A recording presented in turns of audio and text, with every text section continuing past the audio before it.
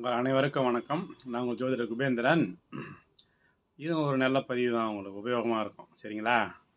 அதாவது வீடு, ஆஃபீஸு, அதாவது அலுவலகம், இதுங்கெல்லாம் வந்து சில பேருக்கு வந்து வீடு ரொம்ப நாளாக வாடகைக்கு வராமல் மூடியே வச்சுருப்பாங்க. சரிங்களா?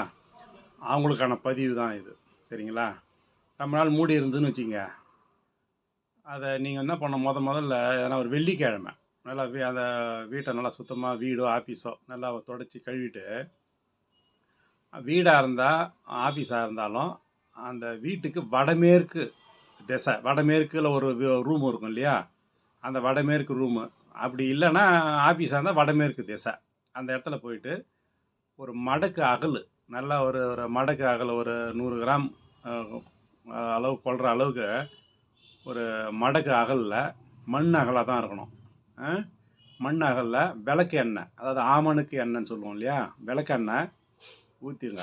ஊற்றிட்டு ஒரு நல்ல தடிமனான வெள்ளெருக்கன் திரி, அது நாட்டு மருந்துகளில் கேளுங்க, கொடுப்பாங்க. வெள்ளெருக்கன் திரின்னு கேளுங்க, நல்லா வாங்கி தடிமனாக போடணும். போட்டு தீபம் ஏற்றின்னு வரணும். இதை வந்து என்னைக்கு ஏற்றணுன்னா, வெள்ளிக்கிழமை சாயந்தரம் 6லேருந்து 7, அதாவது வந்து செவ்வாய் வரையில் வரும். சரிங்களா? 6:15லேருந்து 7:15 இப்போ இருக்கிற கணக்குக்கு.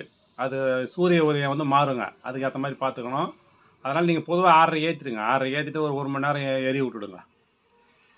சரிங்களா? 6 to 7 வந்து இந்த தீபத்தை எரிய விடணும். நல்லா 1 மணி நேரம் 1.5 மணி நேரம் கூட எரியட்டும். நல்லா எரிஞ்சு தானாக அமுகிறணும்.